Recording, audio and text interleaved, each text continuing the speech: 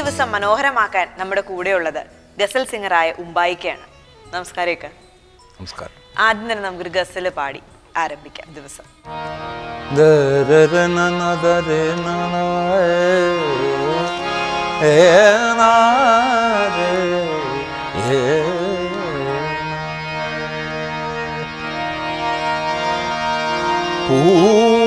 പൂമരക്കൊമ്പത്തെ ആൺകിളി ചോദിച്ചു, പോരാമോ നീയൻ ഇണക്കിളിയ, ഒന്ന് ചേരാമോ എന്നും തുണക്കിളിയ. ജീവൻ അതിൻ്റെ ഉന്മാദാവസ്ഥയിലെത്തുമ്പോൾ ഗസൽ സൃഷ്ടിക്കപ്പെടും. ജീവൻ അത്രയും പ്രാധാന്യമുള്ളതാണ്. യാ കോയി ദിൽ കോ ദുഃഖായ തോ ഗസൽ ഹോത്താ ഹൈ. ഹൃദയം വേദനിക്കപ്പെടുമ്പോൾ ഗസൽ സൃഷ്ടിക്കപ്പെടും. റൂഹ് ജബ് വസ്ദ് മേ ആയേ തോ ഗസൽ ഹോത്തി ഹൈ. या कोई दिल को दुखाए तो गजल होती है.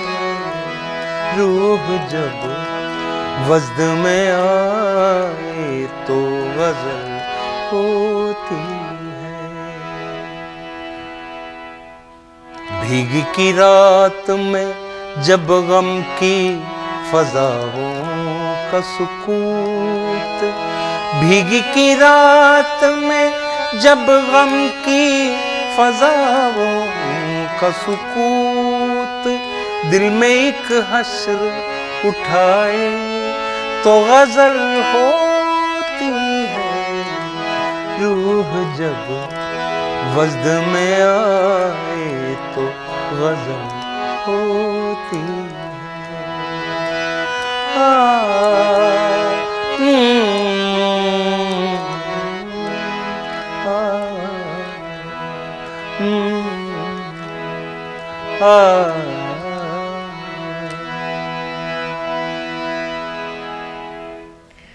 ഗസല് പൊതുവെ നമ്മൾ കേട്ടേക്കുന്നതെല്ലാം വിരഹവും പ്രണയവുമായി കണക്ട് ചെയ്തിട്ടുള്ളതാണ്. എന്തുകൊണ്ടാണ് ഗസലിന് അത്തരത്തിലുള്ളൊരു ചായ്വ്? അതായത് ഗസൽ എന്ന് പറയുമ്പോൾ ഒന്നെങ്കിൽ പ്രണയം അല്ലെങ്കിൽ വിരഹമാണ്. പ്രാധാന്യം കൂടുതൽ അതിനാണ്. കാരണം മനുഷ്യജീവിതത്തിൽ സംഭവിച്ചുകൊണ്ടിരിക്കുന്ന അതാണ് കൂടുതൽ. വിരഹം അല്ലേ, വേർപിരിയൽ, അതിൻ്റെ വേദന, അതുകൊണ്ടാണ് കൂടുതൽ ഇമ്പോർട്ടൻസ് അതിന്. പിന്നെ ഒരു സാഹചര്യം, ഒരു കാലഘട്ടത്തെക്കുറിച്ച് പറയുന്നത്, മനുഷ്യൻ്റെ എല്ലാ വിചാരവികാരങ്ങളും എന്ന് പറയുമ്പോൾ അതിനനുസരിച്ചിട്ടുള്ള സംഭവങ്ങളില്ലേ വരിക. അപ്നോനെ ഗം ദിയേ തോ മുझे യാദ് ആ ഗയാ, എക് അജ്നബി ജോ ഗൈർ താ വോ ഗം ഗുസാർ താ. ഉസ്താദ് മെഹദി ഹസൻ സാഹിബിൻ്റെ സംഭവമാണ്. അപ്പോൾ നമ്മളെ ദുഃഖത്തിലെപ്പോഴും ആശ്വസിപ്പിക്കാൻ ഒരാളുണ്ടാവും, നമ്മളറിയാണ്ട്. അപ്നോനെ ഗം ദിയേ തോ മുझे യാദ് ആ ഗയാ, എക് അജ്നബി ജോ ഗൈർ താ വോ ഗം ഗുസാർ താ. സ്വന്തം ദുഃഖത്തിൽ വേദനിച്ച് അസ്വസ്ഥനായിരിക്കുന്ന സമയത്താണ് ഒരു അപരിചിത കടന്നു വരുന്നത്. ഞാൻ അറിയാതെ അവളെൻ്റെ ദുഃഖം അകറ്റിയെന്നാണ് പറയുന്നത് എല്ലാ സമയങ്ങളിലും. അപ്പം അത് പറയുന്നത്, അപ്നോനെ ഗം ദിയേ തോ മുझे യാദ് ആ ഗയാ, एक अजनबी जो गैर था और गम गुसार था. अपनों ने गम दिए तो मुझे याद आ गया, एक अजनबी जो गैर था और गम गुसार था. अपनों ने गम दिए.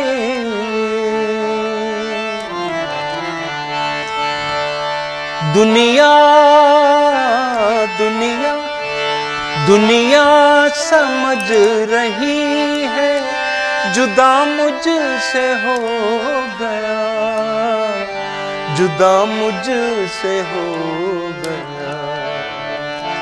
नजरों से दूर जाके भी दिल से न जा सका, एक अजनबी जो गैर था और गम गुसार था, अपनों ने गम दिए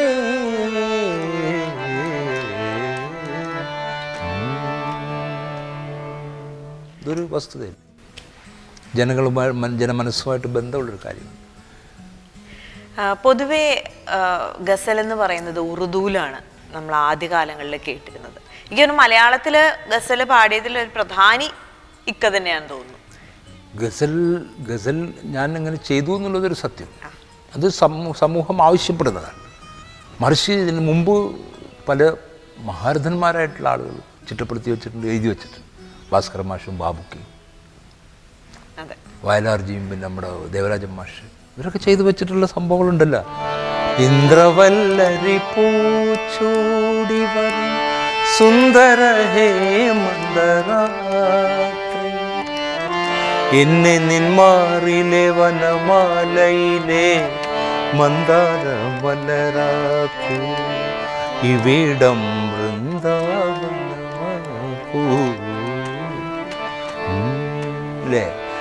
താമസമെന്തേ വരൂ ബാബുക്ക പ്രാണസഖി എൻ്റെ മുന്നിൽ, താമസമെന്തേ അണയാൻ പ്രേമമേ എൻ്റെ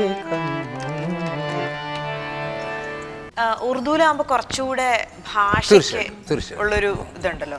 മലയാളത്തിലേക്ക് വരുമ്പോൾ അത് എത്രത്തോളം ഒരു ഗസൽ അതിലൊരു അത് നല്ലൊരു ചോദ്യമാണ് മോൾ. ഈ ഉറുദു ഭാഷ എന്ന് പറയുന്നത് 4-5 ഭാഷകളുടെ ഒരു സംയോജനമാണ്. ഉറുദു ഭാഷ നമ്മളെടുത്ത് പരിശോധിച്ചാൽ അറേബ്യൻ, പാർസി ഭാഷ പേർഷ്യൻ, ഹീബ്രു ഇസ്രായേലി, ഇല്ലേ, സംസ്കൃതം ഭാരതം, ഈ 4 ഭാഷകളുടെ ഒരു കൂടിച്ചേരലും ആ ജീവിത അനുഭവങ്ങളും അവരുടെ പരസ്പര വിനിമയ സംവിധാനങ്ങളിലൂടെയൊക്കെ സൃഷ്ടിക്കപ്പെട്ടൊരു ഭാഷയാണ് ഉറുദു. അപ്പോൾ അതുകൊണ്ട് തന്നെ അത് സംസ്കാരങ്ങളുടെ കൊണ്ട് തന്നെ സമ്പന്നമാണ്. മലയാളം അങ്ങനെയല്ലല്ലോ. അപ്പോൾ അതുകൊണ്ട് തന്നെ ആ ഒരു വ്യത്യാസം. എന്നിരുന്നാലും ഞാൻ മാക്സിമം മലയാളത്തിൻ്റെ തനിമ നിലനിർത്താൻ വേണ്ടി ശ്രമിച്ചു. അതിൽ എൻ്റെ ശ്രമമല്ല, കവികളുടെ കോൺട്രിബ്യൂഷനാണ്. യൂസഫ് അലി സാറായാലും ONV സാറായാലും സച്ചി സാറായാലും ഒക്കെ അവർ ഓരോരുത്തർക്കും ഓരോ കാഴ്ചപ്പാട് പ്രണയത്തെക്കുറിച്ച്, ഇല്ലേ, പ്രണയത്തെക്കുറിച്ചുള്ള കാഴ്ചപ്പാടുകൾ വ്യത്യസ്തമാണ്. അതനുസരിച്ചുള്ള കവിതകൾ ആണ് കൂടുതലും വന്നിട്ടുള്ളത്. പാടുമ്പോൾ നമ്മളെല്ലാം ഒരേപോലെ തന്നെ ആസ്വദിക്കുന്നുണ്ട് കേൾക്കുന്ന ആളുകൾ. പക്ഷെ ഇക്കയുടെ ഒരു ഗസൽ സിംഗർ എന്നുള്ള രീതിയിൽ ഏത് ഭാഷയോടാണ് കൂടുതലൊരു ഭാഷ എന്ന് പറയുമ്പോൾ മലയാളമുള്ള എൻ്റെ ഭാഷ. പിന്നെ സംഗീതം ചേരുമ്പോഴാണ് എല്ലാം കൂടി, ഇല്ലേ. ഇപ്പം മലയാളത്തിൽ തന്നെ യൂസഫ് അലി സാറിൻ്റെ സരേ ഗ ഗ പ ഗ രേ രേ സ ദ പ രേ സ, അത്രമേൽ സ്നേഹിച്ചു നിന്നെ ഞാൻ ആശതൻ പൊൻവിളക്കേ, എന്നാശതൻ പൊൻവിളക്കേ, എത്രമേൽ വാരിളം താമര സൂര്യനെ എന്ന പോലെ, താമര സൂര്യനെ എന്ന പോലെ. അതും ഭാഷാ സൗന്ദര്യമല്ലേ. അത് സംഗീതവുമായിട്ട് ചേരുമ്പോൾ ഒന്നും കൂടെ കൂടുന്നു മാത്രം. ഇത്രയും അധികം എന്താ പറയുക, എഴുത്തുകാർ അല്ലെങ്കിൽ കവികളുമായി ഒരുമിച്ച് അവരുടെ കോൺട്രിബ്യൂഷൻ ഇക്കയുടെ കോൺട്രിബ്യൂഷനും കൂടെ ചേർന്നിട്ടൊരു ഗസൽ ഉണ്ടാക്കാൻ സാധിച്ചു പല ആളുകളുമായിട്ട്. ഇതിൽ ഏറ്റവും മനസ്സിന് ഇഷ്ടപ്പെട്ട് ഒരുപാട് പാടിയിട്ടുള്ള ഗസൽ ഏതാണ്? 3 മക്കളുണ്ട്. അതിൽ ഏറ്റവും ഇഷ്ടപ്പെട്ടത് എന്താണെന്ന് ചോദിക്കണ പോലത്തെ ഒരു ചോദ്യം. കാരണം ഞാൻ ഇതിൽ അങ്ങനെ എന്നെ സംബന്ധിച്ചിടത്തോളം എനിക്ക് കിട്ടിയിരിക്കുന്ന ഉപദേശങ്ങളിലൊന്ന് കോംപ്രമൈസ് ചെയ്യുന്നതാണ്. ഗുരുത്വത്തെ ശിരസ വഹിക്കുന്ന കൂട്ടത്തിലാണ്. ഒരു കാരണവശാലും കോംപ്രമൈസ് ചെയ്യരുത്. അപ്പോൾ അതുകൊണ്ട് തന്നെ നമുക്ക് ഈ ഒരു ഇതാകുമ്പോൾ നമ്മൾ തന്നെ ചിട്ടപ്പെടുത്തുന്ന സംഭവങ്ങളാണ്. മറ്റൊരു രീതിയിൽ കോംപ്രമൈസ് ചെയ്യേണ്ടതായിട്ട് വരുന്നില്ല, അല്ലേ. നമ്മളെ ചോദ്യത്തിൽ വരുന്ന സംഭവം എന്ന് പറഞ്ഞാൽ കവിത എഴുതിത്തരുന്നവരുടെ ഒരു വ്യൂ ഉണ്ടല്ലോ, ആ വ്യൂ പോലെയാണ് അങ്ങനെ എനിക്ക്. കാരണം എന്നെ സംബന്ധിച്ചിടത്തോളം ONV സാറ് ഒ.എൻ. വി സാറിൻ്റെ കവിതയാണെങ്കിൽ അതിന് അതിൻ്റേതായ മാധുര്യം, യൂസഫ് അലി സാറിന് അതിന് ഈസ്റ്റ് വെസ്റ്റ് വിജയനിക്ക് അദ്ദേഹത്തിൻ്റെതായൊരു സംഭവം, വേണു വിദേശത്തിന് അദ്ദേഹത്തിൻ്റെതായ സംഭവം അല്ലേ. സഗമപദപ നീധപ മപഗ പമഗ സരേ സനീധ രേ സഗമരി കിനാവിലെന്തിന പനീർ മഴയാ അലിഞ്ഞു മാഞ്ഞു നിലാവ് പെയ്യുമേ കുളിർ രാവിൽ നീറിയ വേണു വിദേശത്തിൻ്റെ വരികളാണ്. അകതാരിൽ നിൻമുഖം അനുഭൂതിയായി അതീത സ്വപ്നമാ ആകാശസീമയിൽ ഒരു താരമായി പൊലിഞ്ഞലിഞ്ഞു. അല്ലേ, ചാരുകേശും ആ കവിതയും തമ്മിൽ ചേർന്നപ്പോൾ അപ്പോൾ ഇത് ചോദിച്ച ചോദ്യത്തിൻ്റെ ഒരു പ്രസക്തി വരുന്നത്, ഞാൻ ആദ്യം മലയാള കവിത കമ്പോസ് ചെയ്യണം എന്ന് തീരുമാനമെടുത്ത് അതൊരു പ്രത്യേക സാഹചര്യം, അത് ഒരുപാട് പറഞ്ഞു പോയിട്ടുള്ളതാണ്. ആ സാഹചര്യത്തിൻ്റെ ഭാഗമായിട്ട് ഞാനിങ്ങനെ ഓരോ കവികളെ സമീപിച്ചു. അപ്പം അങ്ങനെ സമീപിച്ച കൂട്ടത്തിൽ ഒ.എൻ. വി സാറിനെ ആദ്യം സമീപിച്ചു. അദ്ദേഹം ഫ്രൈസ് റെസ്റ്റോറൻറ്റിൽ വരും. പക്ഷേ ഞാൻ പറഞ്ഞു, സാർ ഇങ്ങനെ മലയാളം അത് ശരിയാവില്ല ഉമ്പായി എന്നുള്ളൊരു സംഭവം പറഞ്ഞു. അപ്പോൾ ഞാൻ പറഞ്ഞു, സാറിൻ്റെ ഒരു കവിത ഞാൻ കമ്പോസ് ചെയ്തിട്ടുണ്ട്, ഒരാഴ്ച പതിപ്പിൽ നിന്ന് എടുത്തിട്ട് കമ്പോസ് ചെയ്താണെന്ന് പറഞ്ഞു. കേൾക്കട്ടെ. പറയൂ ഞാനെങ്ങനെ പറയേണ്ടു നീ ഇന്നും അറിയാത്തൊരൻ സ്നേഹം നൊമ്പരങ്ങൾ, ഒരു പൂവിൻ ഇതൾ കൊണ്ട് മുറിവേറ്റൊരൻ പാവം കരളിൻ്റെ സുഖതമാം നൊമ്പരങ്ങൾ. പറയൂ ഞാനെങ്ങനെ പറയേണ്ടു നീ ഇന്നും അറിയാത്തൊരൻ സ്നേഹം നൊമ്പരങ്ങൾ. കമ്പോസ് ചെയ്ത് പെട്ടെന്ന് ഇങ്ങനെ ആഴ്ചപ്പതിപ്പ് കണ്ടപ്പോൾ അങ്ങനെ മകൾ കൊണ്ടൊന്ന് കാണിച്ചു തന്നത് നല്ല കവിത. സാർ വന്നപ്പോൾ കേൾപ്പിച്ചു. സാർ പറഞ്ഞു, അയ്യോ ഇത് വേറെ ആൾക്ക് കൊടുത്തു പോയല്ലോ പോയി, ഒരു പൈസയും തന്നു. പക്ഷെ വിട്ടേക്ക്, ഞാനും വിചാരിച്ചാലും മല ഇങ്ങോട്ട് വന്നില്ലേ മമ്മത് അങ്ങോട്ട് പോകണമല്ലോ. അങ്ങനെ ഒരു 8-9 വർഷങ്ങൾക്ക് ശേഷം സാറ് പാടുക സൈകാൾ കവിതാ സമാഹാരം തരും. 8 കവിതകൾ കമ്പോസ് ചെയ്ത് മിയാ മൽഹാറിൽ വേണം, കേദാറിൽ വേണം, യമണിൽ വേണം എന്നൊക്കെ അദ്ദേഹം പറഞ്ഞു. ഞാൻ അതനുസരിച്ച് കഷ്ടപ്പെട്ട് ശീലപ്പെടുത്തിക്കൊണ്ട് കേൾപ്പിച്ചു. വീട്ടിലിരുന്ന് കേൾക്കുകയാണ്, അമ്മയുണ്ട് അദ്ദേഹമുണ്ട്. 8 കേൾപ്പിച്ചു. വളരെ സന്തോഷം. അമ്മ ഇനി ഒരെണ്ണം കൂടി എന്ന് പറഞ്ഞ് ഇത് കേൾപ്പിച്ചു.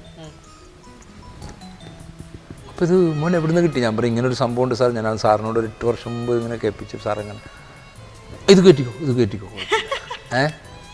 എന്നിട്ട് ഭാര്യയോട് പറയണം, നഷ്ടപ്പെട്ടു എന്ന് കരുതി ഒരു കുഞ്ഞിനെ തിരിച്ചു കിട്ടിയല്ലേ. അപ്പോൾ ഒരു ഗാനം എന്ന് പറയുന്ന ഒരു കുഞ്ഞിന് ജന്മം കൊടുക്കുന്ന ഉത്തരവാദിത്വം, അമ്മയാകുന്ന സംഗീതവും അച്ഛനാകുന്ന കവിതയും അങ്ങനെ ആയിരിക്കണമല്ലോ അദ്ദേഹം കണ്ടു. അപ്പം അത്രയും ഉത്തരവാദിത്വമുള്ളൊരു പ്രക്രിയയാണ് ഒരു പാട്ട് കമ്പോസ് ചെയ്യുക എന്ന് പറയുന്നത് അല്ലേ. ഇന്നിപ്പോൾ നമ്മളെ കുട്ടികൾ ഇലക്ട്രിസിറ്റിയിൽ ഇങ്ങനെ കാര്യങ്ങളൊക്കെ ചെയ്യുന്നുണ്ട്, പലരും ചെയ്യുന്നുണ്ട്. പക്ഷേ അതിന് നിലനിൽപ്പുണ്ടാവില്ല. കാരണം കവിത മെഹദി ഹസൻ സാബ് പറഞ്ഞത്, നമ്മൾ കവിത ഇങ്ങനെ വായിച്ച് ഹൃദയത്തിൻ്റെ കണ്ണുകൊണ്ട് വായിച്ച് കവിത പറയുന്ന പറഞ്ഞ എന്നെ ഈ രാഗത്തിൽ കമ്പോസ് ചെയ്യും. മനസ്സിലായോ? ഇപ്പോൾ ഒ.എൻ. വി സാറിൻ്റെ കവിതയായാലും യൂസഫ് അലി സാറിൻ്റെ ഒക്കെ ആണെങ്കിലും അവരുടെ സംഗീതം കവിതയിൽ തന്നെ ഉണ്ടാവും. നമ്മളൊന്ന് വായിച്ചുകൊണ്ട് ഇങ്ങനെ ഹാർമോണിയത്തിൽ വെല്ലം ഓടിച്ചാൽ മതി.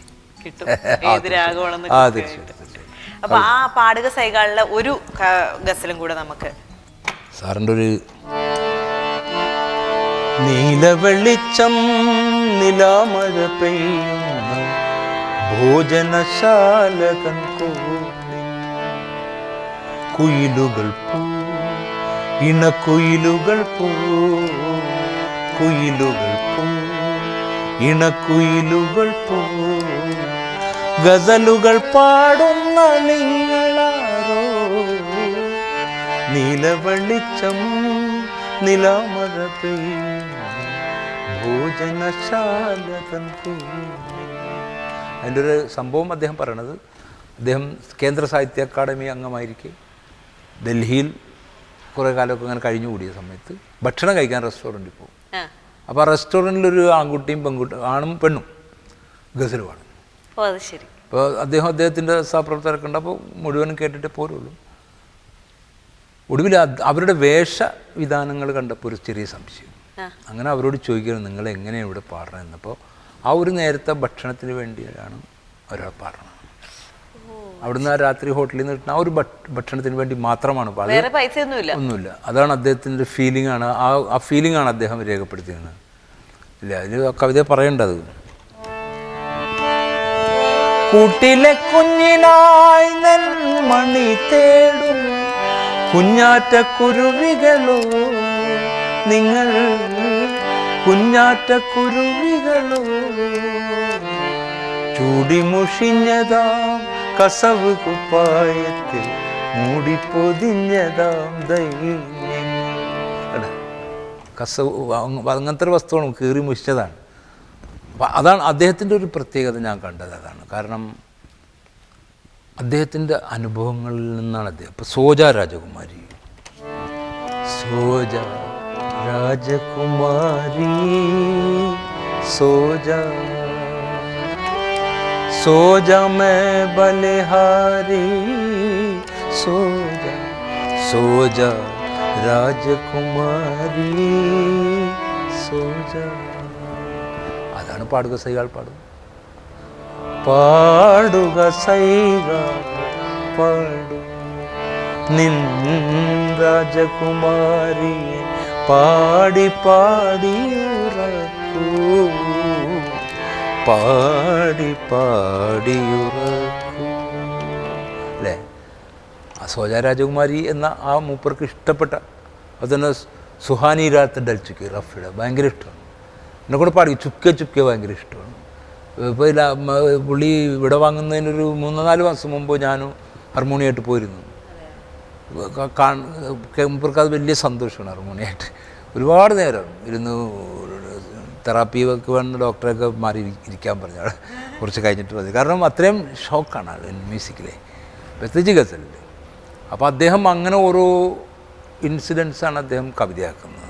അതൊരു ഗസലിൻ്റെ ഒരു യാഥാർത്ഥ്യമായിട്ട് എനിക്ക് തോന്നി, മനസ്സിലായി. അതേപോലെ തന്നെ ഈ അക്ബറിൻ്റെ കൊട്ടാരത്തിൽ അതൊരു ഭീകര സംഭവമാണ്. അക്ബറിൻ്റെ കൊട്ടാരത്തിൽ നർത്തകിയും ഗായകനും തമ്മിലുള്ള പ്രണയം ആരുടെ മുമ്പിലാണ്? ചക്രവർത്തിയുടെ മുമ്പിൽ. അത് വളരെ മനോഹരമായിട്ട്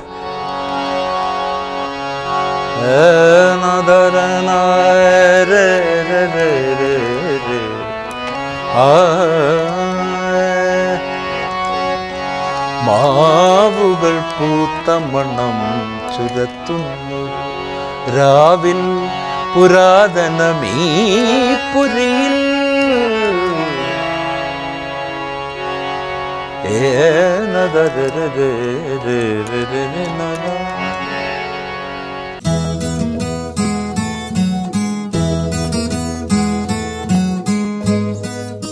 ഇക്കയ്ക്ക് ചിട്ടപ്പെടുത്താനായിട്ടൊരു സമയം അങ്ങനെയൊക്കെ ഉണ്ടോ? മൂഡാണ്. അതാണ് അധികം ഈ സിനിമയോടൊക്കെ ഗുഡ് ബൈ പറഞ്ഞതിൻ്റെ കാരണം തന്നെ. ഇതിനൊക്കെ മൂഡിന് ചെയ്യുന്ന ആളാണ്.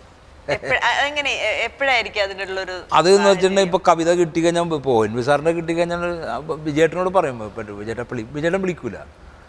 കവിത തന്നു കഴിഞ്ഞിട്ടുണ്ടെങ്കിൽ പിന്നെ ഞാൻ ശരിയായിട്ട് വിജയേട്ടാ ഒന്ന് കേൾക്കണ്ടേ റെഡിയാണെന്ന് പറയും. അങ്ങനെ പിന്നെ ഞാൻ തിരുവനന്തപുരത്ത് പോയി അല്ലെങ്കിൽ മുപ്പത് എറണാകുളത്ത് വന്ന് കേൾപ്പിച്ചു കൊടുക്കില്ല.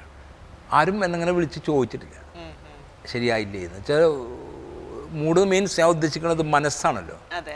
അപ്പോൾ ആ സാറന്ന് ആദ്യത്തെ ആൽബത്തിൽ സാറ് പറഞ്ഞത് മിയാക്കി മൽഹാറിൽ വേണം. മിയാക്കി മൽഹാർ ഞാൻ അധികം പഠിച്ചിട്ടില്ല. അപ്പോൾ മിയാക്കി മൽഹാർ എന്താണ് എങ്ങനെയാണെന്ന് അറിയാനൊരു ശ്രമം നടത്തിയപ്പോൾ കുറേ സമയം പോയി. അപ്പോൾ കിട്ടിയൊക്കെ ഞെട്ടിക്കുന്ന പ്രയോഗങ്ങളാണ് അതിൻ്റെ.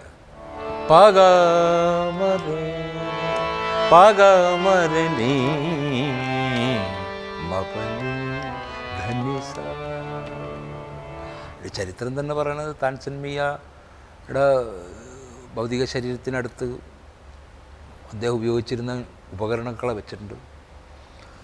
അപ്പോൾ വിവരങ്ങളറിഞ്ഞ് വന്ന് ഒരു ശിഷ്യൻ എടുത്ത് വായിച്ച അതിലെ കൂട്ടത്തിൽ സാരംഗി, ദിൽരുബ, സിറാജ് 3 ബ്രദേഴ്സാണ്. സാരംഗിയാണ് മൂത്താൾ, ദിൽരുബ രണ്ടാമത്തെ ആൾ, സിറാജ് മൂന്നാമത്തെ ആൾ. സ്ട്രിങ്ങിൻ്റെ വ്യത്യാസം. അപ്പോൾ സിറാജ് എന്ന് പറയുന്ന ആ ഇൻസ്ട്രുമെൻ്റ് എടുത്തിട്ട് വായിച്ചൊരു ഫീലിംഗാണ് മിയാക്കി മൽഹാർ. മിയാക്കി മൽഹാർ, മൽഹാർ മിയാക്ക് വേണ്ടി എന്നുള്ള. വെരി ഡേഞ്ചറസ് മീൻസ് വളരെ റിസ്ക്കാണ് പാടാനും കമ്പോസ് ചെയ്യാനും. അപ്പോൾ അത് അങ്ങനെ വെച്ചാൽ അപ്പോൾ നമ്മളത് ചെയ്തൊക്കെ വരുമ്പോൾ അതിൻ്റേതായ സമയത്തിനൊക്കെ പിന്നെ ഇടയ്ക്ക് വീട്ടിലെ പ്രശ്നം, കുടുംബ പ്രശ്നം, ജീവിതം കൂടെ ഉണ്ടല്ലോ. ഹമാരി മ്യൂസിക് മേ ജിന്ദഗി ഹേ എന്ന് പഠിപ്പിച്ചെന്ന് മെഹദി ഹസൻ സാബ് അദ്ദേഹത്തിൻ്റെ സംസാരത്തിൽ വന്ന ഒരു വാക്കാണ്, വാക്യം. ഹമാരി മ്യൂസിക് മേ ജിന്ദഗി ഹേ, ഹമാരി മ്യൂസിക് ഇബാദത്ത് ഹേ എന്ന് പറഞ്ഞത് അദ്ദേഹം തന്നെ, പ്രാർത്ഥനയാണെന്നുള്ളത്.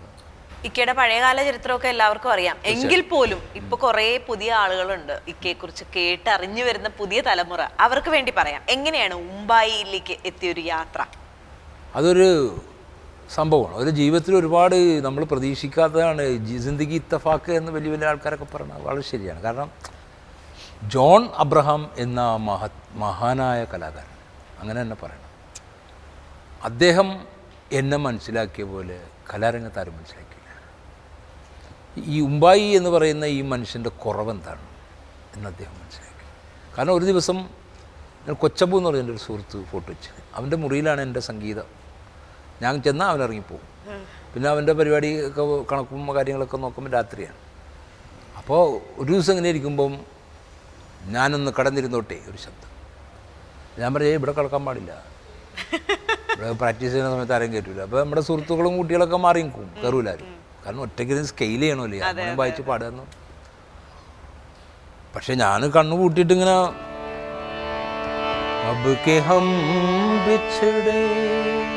പാടി കണ്ണൂർ നോക്കിയപ്പോൾ കസേരമാളിരിക്കും. അപ്പം ഞാൻ പറഞ്ഞു, നിങ്ങളോടല്ലേ പറഞ്ഞു ഞങ്ങൾ കയറി ഇരിക്കാൻ പാടില്ല. എനിക്കറിയില്ല, കാരണം ഞാൻ കേട്ടിട്ടുണ്ട് ജോൺ അബ്രഹാം, പക്ഷെ ഇങ്ങനെ ഒരു കോലത്തിലാണ് ജോൺ അബ്രഹാം. ഋത്തിക് ശിഷ്യനാണെന്ന് കേട്ടു. അങ്ങനെ ഞാൻ നിങ്ങളാരാണ്? ഞാൻ ജോൺ അബ്രഹാം. ഏത് ജോൺ അബ്രഹാം? ഞാൻ ഡയറക്ടർ ജോൺ. ആണോ, നിങ്ങളാണ് അത്? ജോൺ ഇങ്ങനെ പരിചയപ്പെട്ട് ഇപ്പോൾ ചായയും പത്തിരിയൊക്കെ വാങ്ങിക്കൊണ്ടുവന്ന് അതൊക്കെ കഴിച്ച് ഞാൻ സോറി പറഞ്ഞു, എനിക്ക് ആദ്യം മനസ്സിലായില്ല ജോൺ ഇങ്ങനെ ആയിരിക്കും ഞാൻ അറിഞ്ഞില്ല എന്നൊക്കെ പറഞ്ഞ്. അത് സാരില്ല, മുമ്പായി ഇബ്രാഹിം ആണല്ലോ, ഇബ്രാഹിം എന്നൊക്കെ പറഞ്ഞ് ഇങ്ങനെയുണ്ട്. കിസ് ഷാൻ സേവോ ആജ് ബെയിൻ തഹാ ചലേ പിത്തനോനെ പാവ് ചൂമുക്കെ പൂച്ചാക്ക. ഞാൻ ഞെട്ടിപ്പോയെന്നുള്ള, കാരണം ഒരു സാധാരണ ഗസൽ ലിസണർ പറയുന്നൊരു സംഭവമല്ല അത്, റയറാണ്. ഞാനിവിടെ ഇത് സാധനം ഡയറക്ടർ മാത്രമല്ലല്ലോ, ഞാൻ പാടിത്തരാമെന്ന് പറഞ്ഞിട്ട് किस शान से वो आज बेइंतहा चले पितनों ने पाँव चूम के पूछा कहाँ चले किस शान से वो आज बेइंतहा चले. ഫുള്ളായിട്ടിരുന്ന് പാടിക്കൊടുത്തു. അങ്ങനെ പറഞ്ഞിങ്ങനെ സിനിമ പാടണം. ഞാനില്ല എന്നൊക്കെ പറഞ്ഞ് അങ്ങനെ പിന്നെ നിർബന്ധം വേറെ വഴിക്ക് 3-4 മാസം കഴിഞ്ഞപ്പോൾ ഒരാൾ വന്നു, പോകണം, ഒരു ജുബ്ബയിട്ട് എല്ലാം പറഞ്ഞ് കൂട്ട് വെച്ച് കടപ്പുറത്തിരുന്ന് കുറേ തബല ബോൾസൊക്കെ പറഞ്ഞ് കുറച്ച് ഡയലോഗൊക്കെ പറഞ്ഞ് കുറച്ച് പാട്ടൊക്കെ പാടി. പിന്നെ അത് കഴിഞ്ഞപ്പോൾ ഡബ് ചെയ്യണമെന്നൊക്കെ പറഞ്ഞു.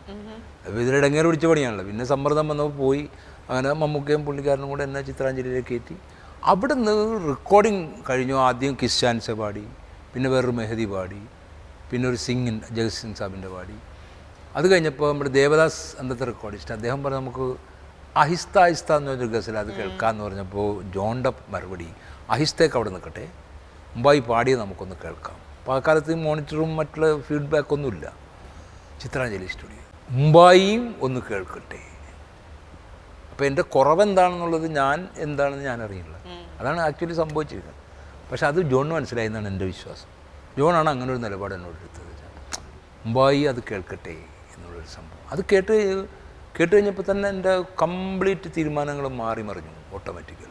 പാട്ട് വേണ്ട, ഗസൽ വേണ്ടെന്ന് വിചാരിച്ചെടുത്തു. സംഗീതം ജീവിതം അല്ല, ജീവിക്കാൻ വേറെ മാർഗം, സംഗീതം അതിന് സ്വസ്ഥമായി വിടണം എന്നുള്ളൊരു കാഴ്ചപ്പാടാണ്. പക്ഷേ ഇത് വകുപ്പ് വേറെയാണെന്നുള്ളത് ബോധ്യപ്പെടുത്തുന്നത് ജോണാണ്. അങ്ങനെ പിന്നെ തിരിച്ച് കൊച്ചിയിൽ എത്തുന്നതിന് മുമ്പ് തീരുമാനങ്ങളായി. ആബാദ് പ്ലാസയിൽ തന്നെ കൂടുതൽ ശ്രദ്ധ കേന്ദ്രീകരിക്കണം. അവിടുന്ന് പിന്നെ അത് ആബാദ് പ്ലാസയെ ഞാൻ പറയാം, അങ്ങനെ ഒരു യൂണിവേഴ്സിറ്റി എന്നാണ് പറയുക ആബാദ് പ്ലാസയിലെ റെസ്റ്റോറൻറ്റ്, റീജൻസി റെസ്റ്റോറൻറ്റ്. അങ്ങനെ ജോണ് പിന്നെ ഒരിക്കൽ വന്നിട്ട് പറഞ്ഞ് ഞാനിങ്ങനെ മുംബൈ എന്നാക്കി പേര്, കാരണം ഇബ്രാഹിംമാർ കുറേ പേരുണ്ടല്ലോ, അപ്പോൾ അതുകൊണ്ട് മുംബൈ എനിക്ക് ഇഷ്ടപ്പെട്ട പേരാണ്, ഉമ്മാക്ക് ഇഷ്ടപ്പെട്ട പേര് മുംബൈ എന്നാണല്ലോ. ശരി എന്ന് പറഞ്ഞ് പിരിഞ്ഞതിന് ശേഷം 10 ദിവസമായി കാണും, മകളാ പറഞ്ഞ റേഡിയോയിൽ ന്യൂസ് വന്നു, സംഗതി പോയി. ഞാൻ വല്ലാതെ വേദനിച്ചു എന്ന് പറഞ്ഞാൽ ആ സമയത്തൊക്കെ മനസ്സിൽ സാന്ത്വനിപ്പിക്കുന്നത് മദ്യമാണ്. 2 പ്രാവശ്യം ഞാൻ നോക്കി ഇങ്ങനെ ബാറിൽ, വേണ്ട, ഉപേക്ഷിച്ച സാധനമാണ്, ഇനി അത് ശരിയാവില്ല, വിട്ടുകളഞ്ഞ്. ദുഃഖം സഹിക്കുക, ദുഃഖത്തെ ഉൾക്കൊള്ളാൻ സാധിക്കണം. ജോൺ ഒരു ദുഃഖമാണ്, എനിക്ക് ഉൾക്കൊള്ളാൻ പറ്റണം.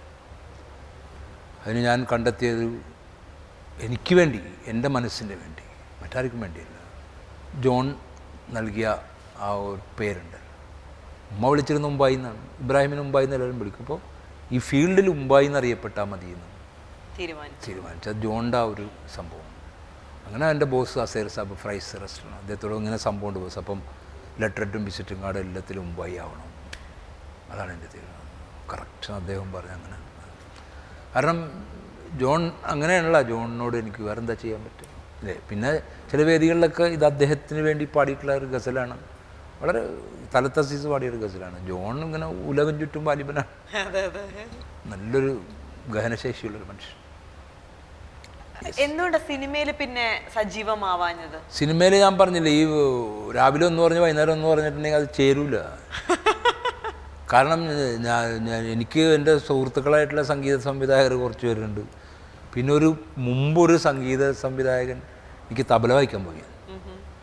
അപ്പോൾ അവിടെ ആ മനുഷ്യൻ അനുഭവിച്ച ബുദ്ധിമുട്ട് ഞാൻ നേരിട്ട് കണ്ടിട്ടുണ്ട്. കാരണം വന്നവനും പോണവനൊക്കെ രാഗം പറയണം, ഇദ്ദേഹം എല്ലാം കേട്ടപ്പോൾ ഞാൻ ചോദിച്ചോളൂ, തനിക്ക് പറഞ്ഞൂടെ ഇത് ഇങ്ങനെയാണെന്ന്. ജീവിക്കണ്ടേ മുമ്പായി എന്നൊരു സംഭവം, അത് പറ്റില്ല. അപ്പോൾ ഈ ഫീൽഡ് അങ്ങനെയാണ്. പിന്നീട് ഇങ്ങനെ ഓരോ സംഭവങ്ങൾ ബോധ്യപ്പെട്ടപ്പം എന്നും പറഞ്ഞാൽ അങ്ങനെയല്ല ഞാൻ പറയണത്, നമ്മളുടെ ക്യാരക്ടർ അതുമായിട്ട് അങ്ങോട്ട് പൊരുത്തപ്പെട്ടു പോകില്ല എന്നുള്ളൊരു തോന്നലാണ്. ഈ ഹാർമോണിയവും ഗസലും തമ്മിലുള്ള ബന്ധം നല്ല ചോദ്യം, ആരും ചോദിക്കാത്ത ചോദ്യമാണ് മോള് ചോദിക്കണം. വെച്ചാൽ ഗസൽ ആലപിക്കലല്ല, സംവദിക്കലാണ്. ഇപ്പോൾ നമ്മൾ പാടുമ്പോൾ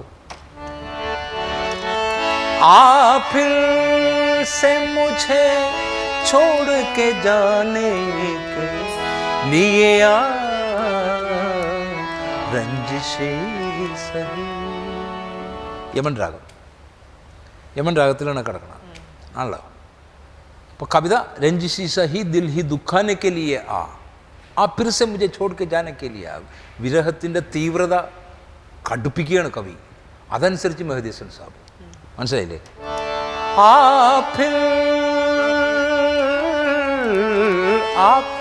से मुझे छोड़ के जाने के लिए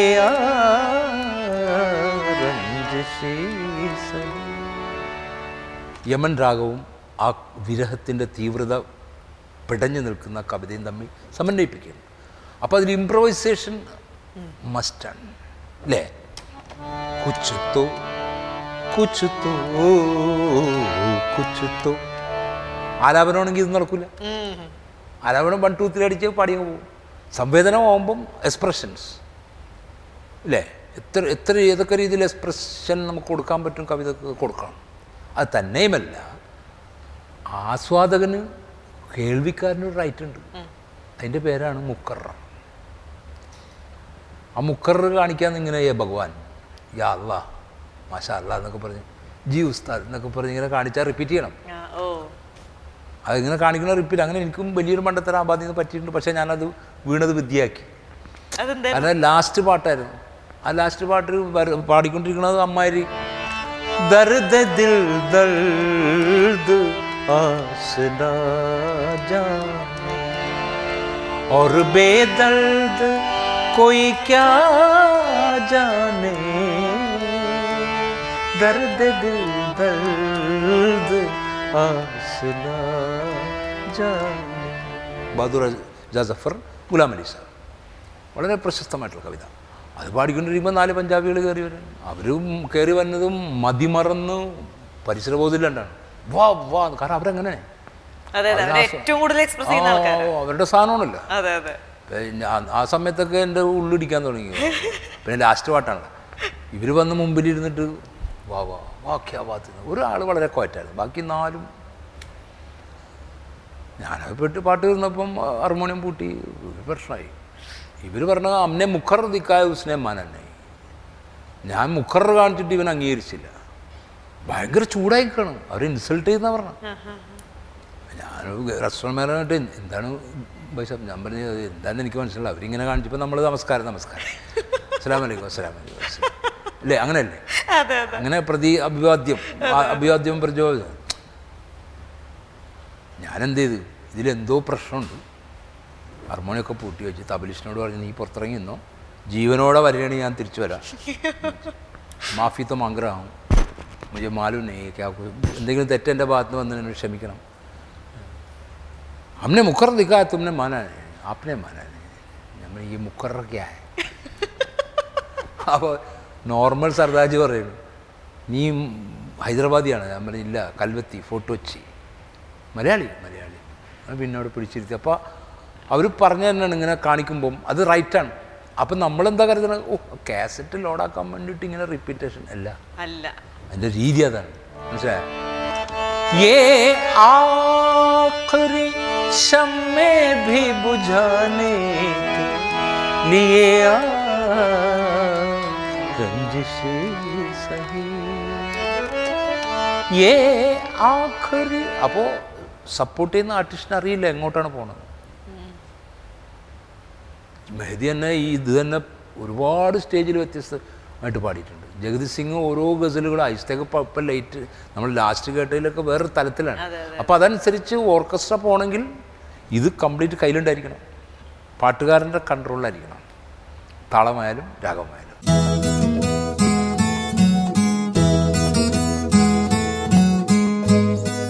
ഒരുപാട് ആളുകളുടെ ഗസൽ കേൾക്കുകയും ഒരുപാട് ആളുകൾക്ക് വേണ്ടി പാടുകയൊക്കെ ചെയ്തിട്ടുണ്ട്. ഏറ്റവും കൂടുതൽ ഇൻസ്പയർ ചെയ്ത ഗസൽ സിംഗർ ആരാ? ഇൻസ്പയർ ചെയ്യുന്ന മാത്രമല്ല, ജീവിതത്തിൻ്റെ വഴിയിലേക്ക് കൈക്ക് പിടിച്ച് കൂട്ടിക്കൊണ്ടുവന്ന പോലെ ഉസ്താദ് മെഹദി ഹസൻ സാബ്. അതിൻ്റെ ഒരു പോലീസ് ഓഫീസർ സുഹൃത്ത് പറഞ്ഞു, അദ്ദേഹം ജനിച്ച് ജീവിച്ച കാലഘട്ടത്തിൽ നമ്മളും ജനിച്ച് ജീവിച്ചത് കൊണ്ട് വലിയൊരു അനുഗ്രഹമുള്ള ഉസ്താദ്. കാരണം എനിക്ക് വ്യക്തമായിട്ട് പറയാൻ പറ്റും, എന്നെ സാന്ത്വനിപ്പിച്ച ശബ്ദമാണത്. എൻ്റെ ലൈഫിൽ ആദ്യമായിട്ട് കേൾക്കുന്നതും ആദ്യമായിട്ട് അദ്ദേഹത്തിൻ്റെ ലൈവ് കാണുന്നതും സംസാരം. അത് ഒരിക്കൽ ഈ അരക്കമ്പനി ലോണ്ടറിയുടെ മാനേജർ, രാത്രി ഗസൽ ഗായകൻ, അങ്ങനൊരു കാലഘട്ടം ഉണ്ടായിരുന്നു 9 വർഷം. അപ്പോൾ ലോണ്ടറിയിലെ പണി കഴിഞ്ഞ് വീട്ടിൽ വന്ന് വൈകുന്നേരം കുളിച്ച് ഫ്രഷായി ഗസൽ ഗായകനായിട്ടാണ് പിന്നെ ആബാദ് ക്ലാസ്സിലേക്ക് പോകണം. അപ്പോൾ ആ ഉച്ചക്ക് ഒരു ഉറക്കം ഒന്ന് അഡ്ജസ്റ്റ് ചെയ്തില്ലെങ്കിൽ കഷ്ടകാലത്തിന് മെഹദി ഗുലാമിൻ്റെ ആൾക്കാരാണ് വന്നെങ്കിൽ എൻ്റെ പങ്കപ്പാടാണ്. അപ്പോൾ ത്രോട്ട് എപ്പോഴും ഇങ്ങനെ ഷാർപ്പായിട്ട് നിൽക്കണം. അപ്പോൾ ഉച്ചക്കൊന്ന് മയങ്ങും. ആ മയക്കത്തിന് ഇടയിൽ ഉറങ്ങിപ്പോകാതിരിക്കാൻ ഈ കാസറ്റാണ് വെക്കുക. അപ്പോൾ ഉസ്താദ് സ്പീച്ച് വരാൻ നേരത്ത് ഫോർവേഡ് ചെയ്യും എഴുന്നേറ്റിട്ട്. പക്ഷെ അന്ന് എന്തോ എഴുന്നേറ്റ് ഫോർവേഡ് ചെയ്യാൻ പറ്റിയില്ല. അപ്പോൾ എന്താണ് ഈ മനുഷ്യൻ പറയണമെന്ന് കേൾക്കാമെന്ന് ശ്രദ്ധിച്ചതാണ്. ഏറ്റവും കൂടുതൽ സമൂഹത്തോട് സംസാരിച്ചിട്ടുള്ളൊരു ഗായകനാണ് മെഹദി ഹസൻ സാബ്. ഒരുപാട് കാര്യങ്ങൾ, ചാർമത് കി വാക്കിഫ്, 4 വീക്ഷണത്തിൽ അധിഷ്ഠിതമാണ് ഹിന്ദുസ്ഥാനി സംഗീതം. ഏതൊക്കെയാണ് ആ വീക്ഷണം? ശിവജി മത്, കിഷൻ മത്, ഭാരത് മത്, ഹനുമാൻ മത്. അതിങ്ങനെ വ്യക്തമായിട്ട് ഇങ്ങനെ പറയണ കേട്ടപ്പോൾ കംപ്ലീറ്റ് അദ്ദേഹത്തിൻ്റെ എൻ്റെ കയ്യിൽ വന്നിട്ടുള്ള, എനിക്ക് ഗൾഫിൽ നിന്ന് സുഹൃത്തുക്കൾ അയച്ചു തന്നെയാണ് കാസറ്റും CD ഒക്കെ എടുത്തിട്ട് ഇദ്ദേഹം എന്താണ് പറഞ്ഞിരിക്കണമെന്ന് കേട്ടപ്പോൾ ഞാനറിയാതെ തന്നെ അദ്ദേഹത്തോട് എനിക്കൊരു വല്ലാത്തൊരു പിതൃ സ്നേഹം എനിക്ക് ആ മനുഷ്യനുണ്ടായി. അതുപോലെ തന്നെ പ്രാർത്ഥിച്ചുകൊണ്ടിരുന്ന അമ്മയോട് എനിക്ക് അദ്ദേഹത്തെ കാണാനുള്ള അവസരം വേണമേ. അങ്ങനെ സംഭവിച്ചു. അങ്ങനെ അത് കണ്ടു. ഇത് വളരെ വലിയ സ്റ്റോറി. ഞാൻ എൻ്റെ ആത്മകഥയിൽ അത് വിശദമായിട്ടൊക്കെ പറഞ്ഞു. മുംബൈക്കാഹെന്ന് എന്നെ പാടി കൊടുത്തു കഴിഞ്ഞപ്പോൾ വലിയ സംഭവമായി. ആദ്യമായിട്ട് അദ്ദേഹത്തിൻ്റെ रफ्ता रफ्ता ओ मेरे हस्ती का सामा हो गए पहले जान फिर जाने जा, फिर जाने जाना हो गए, रफ्ता रफ्ता ओ मेरे हस्ती का सामा हो. അത് ആദ്യം 54,000 ഐറ്റമാണ് പാടി വെച്ചിരിക്കുന്നത്. 54,000. അദ്ദേഹം തന്നെ പറയുന്നൊരു ഇൻ്റർവ്യൂ CD എൻ്റെ കയ്യിലുണ്ട്. മസാല തക്രീബൻ 54,000 തക് മേ ഗാ ചുക്കാ. ഒരു പേഴ്സണാലിറ്റിയാണ്. ഇപ്പോൾ ലതാജി 78 മെഹദി വരുമ്പം സുബബ് മെഹദി ഷാംബി മെഹദി, നേരം വെളുത്ത അന്ത്യാവളും മെഹദി. ഗുലാം അലിക്ക് അതൊന്നും കൊടുത്തില്ല ലതാജി. മരിച്ചപ്പോൾ എന്താ പറയുന്നറിയാം, സുഖമില്ലാടുന്നപ്പോൾ ലതാജിയുടെ ഫണ്ടും ജഗത് സിംഗിൻ്റെ ഫണ്ടൊക്കെ അവിടെ എത്തിയത്. ലതാജി പറഞ്ഞ് ഭഗവാൻ പാടുമായിരുന്നെങ്കിൽ ഈ ശബ്ദത്തിലായിരുന്നു. പിന്നെ പറഞ്ഞത് സൈഗാൾ സാബ് ആണ് ലോകം കണ്ട പൗരുഷ ശബ്ദങ്ങളിലൊന്നും, അതിനുശേഷം മെഹദിയാണ്. കാരണം ഏതൊരു മ്യൂസിക് ലവറും അദ്ദേഹത്തിൻ്റെ ശബ്ദം, അദ്ദേഹത്തിൻ്റെ സമ്പ്രദായം, അപൂർവ സംഭവങ്ങളെല്ലാം അപൂർവ രാഗങ്ങളിലൊക്കെ അദ്ദേഹം ചിട്ടപ്പെടുത്തി വെക്കുന്നത് ജീവിതത്തെ ബാധിക്കുന്നു. പോയതല്ലേ പ്യാർ ഭരേ ദോ ശർമീലേ നൈൻ जिनसे मिला मेरे दिल को चैन, कोई जाने ना क्यों मुझसे शर्माए, कैसे मुझे तड़पाए, प्यार भरे दो शर्मीले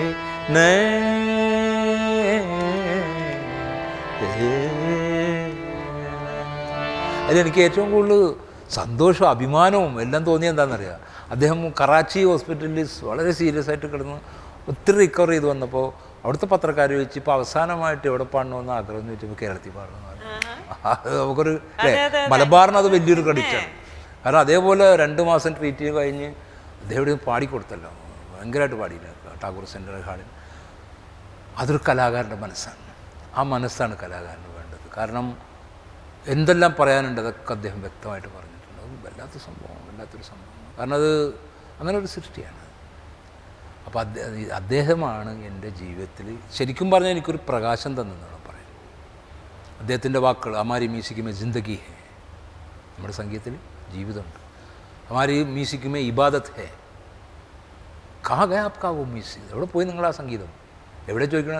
റോയൽ ആൽബർട്ട് ഹാളിൽ ഇരുന്നാണ് ചോദിക്കണ. लेकिन हमारे म्यूज़िक अभी भी ज़िंदा है. हिंदुस्तान, पाकिस्तान, बांग्लादेश, अफ़गानिस्तान तक हमारे म्यूज़िक ज़िंदा है, क्योंकि इसमें ज़िंदगी है. जब तक दुनिया रहे तब तक ये रहे. ഇങ്ങനെയൊക്കെയുള്ള വാക്യങ്ങൾ മറ്റൊരു സിംഗർ പറഞ്ഞിട്ടില്ല, ആരും പറഞ്ഞിട്ടില്ല. അദ്ദേഹം നമുക്ക് പാടിക്കേൾപ്പിക്കുകയും നമ്മളെ പഠിപ്പിക്കുകയും ചെയ്തു. അതിന് അരീജി വരെ കാലിന് പിടിക്ക് തൊടുന്ന ചിത്രങ്ങൾ ഞാൻ കണ്ടിട്ടുണ്ട്. നമ്മൾ ജഗത് സിംഗ്, അരീജി, പങ്കുജദാസ് ജി, പൊതുവെ എല്ലാവർക്കും ഒരു ഐഡിയലാണ് അദ്ദേഹം. കാരണം സംഭവം ഇതാണ്, അദ്ദേഹത്തിൻ്റെ ക്രിയേഷൻസ്, ആലാപന ശൈലി വല്ലാത്തൊരു സംഭവം. അപ്പം അദ്ദേഹമാണ് ശരിക്കും ഒരു ഗസലിൽ ഒരു വഴിവെട്ടി തന്നതെന്ന് വേണം പറയാൻ. ആത്മകഥ എഴുതാം എന്ന് തീരുമാനിക്കുന്നത് എപ്പോഴാണ്, എന്തുകൊണ്ട്? ആത്മകഥ എന്ന് പറഞ്ഞിട്ടുണ്ടെങ്കിൽ ഒരു ഭാഷാഭൂഷണി ഒരു മാഗസിനുണ്ട്, അതിൻ്റെ എഡിറ്ററുണ്ട് KC നാരായണ സാർ. അദ്ദേഹം ഒരിക്കൽ വിളിച്ചിട്ട് പറഞ്ഞു മുംബൈയുടെ കഥ വേണമെന്ന്. ഞാൻ പറഞ്ഞു അയ്യോ എൻ്റെ കഥ അങ്ങനെ പുറത്ത് പറയാൻ പറ്റിയതല്ല സാറേ, ഇല്ല മുംബൈയുടെ കഥ പുറത്ത് വരണം. ഞാൻ പറഞ്ഞു ഏയ് അത് ശരിയാവില്ല, അത് ഞാനല്ലേ പറഞ്ഞത്, ഇവരുടെ കാര്യമുണ്ട്. അപ്പോൾ പിന്നെ വിളിച്ചിട്ട് പറഞ്ഞു മോളെ കല്യാണത്തിന് തൃശ്ശൂർ വന്നു. അപ്പോൾ ഞാൻ നല്ലൊരു ആസ്വാദകനാണ് പുള്ളി, എനിക്ക് വലിയൊരു പദവിയിലിരിക്കുന്ന ആളാണെങ്കിലും വളരെ സിമ്പിള്. അങ്ങനെ ഞാൻ തൃശ്ശൂർ ചെന്നു. അവിടെ വെച്ച് എന്നോട് ഡയറക്ടർ മുംബൈൻ്റെ കഥ സമൂഹം അറിയണം. മുംബൈ സമൂഹം EMS പറഞ്ഞതൊക്കെ മുംബൈ പറയാറില്ലേ, കല സമൂഹത്തിൻ്റെ ആണ്. ശരി സാർ അല്ലേ, ഞാൻ ആളെ വിടും.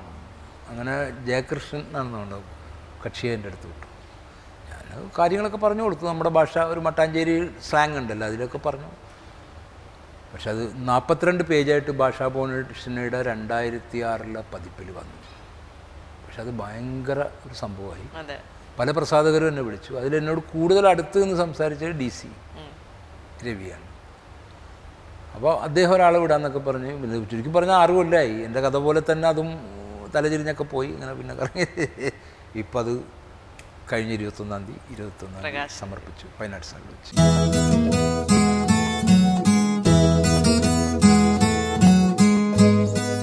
ഒരു മലയാളം ഗസൽ കൂടി പാടിത്തരാമോ നമുക്ക്?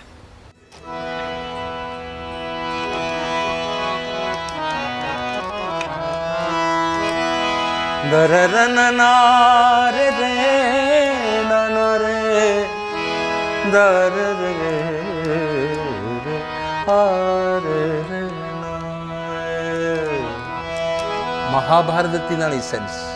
യൂസഫ് അലി കേച്ചേരി സാറിൻ്റെ. വീണ്ടും പാടാം സഖി നിനക്കായി, വീണ്ടും പാടാം സഖി നിനക്കായി. സംവേദനം.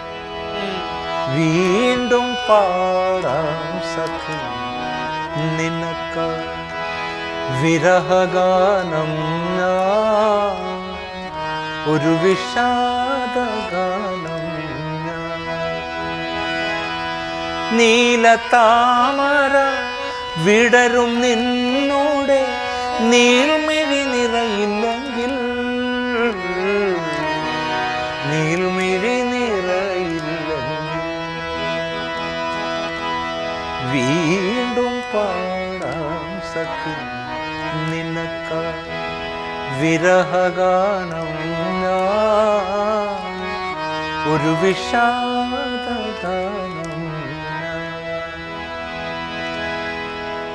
ഏകാന്തതയിൽ നീയും ഞാനും എല്ലാം മറന്നൊരു നിമിഷത്തിൽ, കുങ്കുമക്കുറിയാൽ നീ എൻ കവിളിണ ചുവപ്പിച്ചതോർമ്മയുണ്ടോ, തോഴി തുടുപ്പിച്ചതോർമ്മയുണ്ടോ.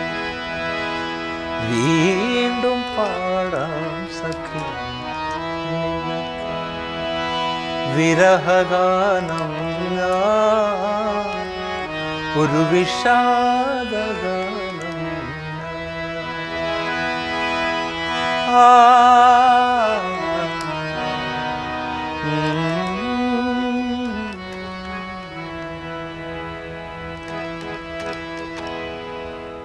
വളരെ സന്തോഷമുണ്ട്. മനസ്സിലേക്ക് പ്രണയവും സംഗീതവും കുറെ മനോഹരമായ ഒരു പിടി മുഹൂർത്തങ്ങളും സമ്മാനിച്ചതിന് വളരെ സന്തോഷം, നന്ദിയുമുണ്ട്. ശരി.